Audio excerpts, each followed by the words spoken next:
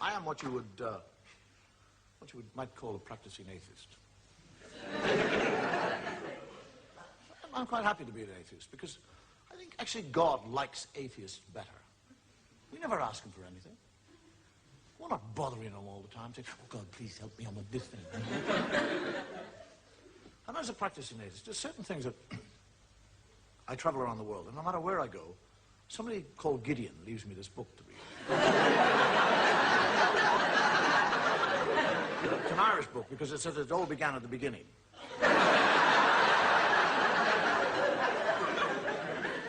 There are certain things that, when I read the Bible, and I do read the Bible, that I find difficult to understand. I mean, if God has been there forever, what was he doing before he got to us? I mean, what was he out there doing? Was he sitting there going, bored today, what'll I do? And then suddenly from nowhere, he suddenly decided to create a world. I'll make a world. That's it. Make a world. Yes, that's what I'll do. Rivers, seas, boom, mountains. Boom! Everything's there. I want a garden. I'd like a nice garden. Whack! Garden meat. Hate gardening. Need a garden. Ah, gardener, spit and dust. Adam. Hey! And he, Adam, never once says, where in the name of God did I come from? I mean, he's 40 years of age. He has no child and he has no recall. He doesn't say, how did I get here? But he's quite happy. He just kind of trundles around the garden, working away. And God is looking at him. And he sees that Adam is happy.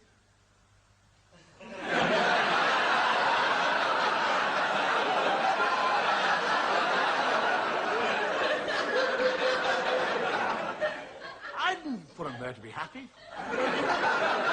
I'll put a stop to that. And God, during the night, sneaks down like a thief and steals, doesn't ask, doesn't request, steals it. His rib. And from his rib, he makes woman. And Adam wakes up in the morning, he's a real thickie. He's lying there, and there's somebody else, he doesn't say, where did you come from? How the hell did you get here? Where did you get those lumps?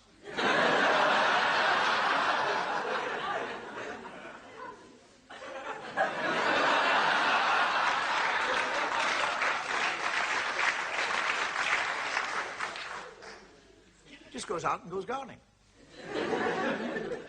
And God comes down and has a conversation with Eve and tells her that she can eat of any fruit in the tree in the whole garden with the exception of one fruit tree. He's talking to a woman. He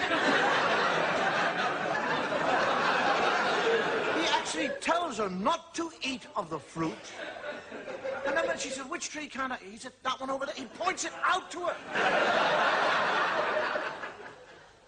And when he goes and hides, and she sneaks up to the tree, and a snake comes down and has a conversation. A snake. Now, if I see a snake, I'll back off. One starts talking, I'll crap myself.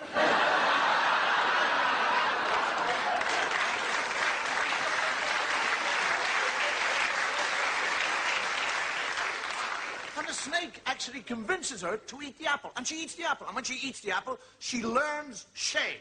That's what happens when you eat apples. Now, she's not ashamed that she's disobeyed God or that she's eaten the apple. She's ashamed of one part of her body. That's all. She becomes ashamed of that area of the body. Now, why that area? Why not her elbow? Her nose. Do you actually realize that if Eve had been ashamed of her nose, every woman in the world now would be ashamed of your noses? You'd all be sitting here tonight with little nose knickers on.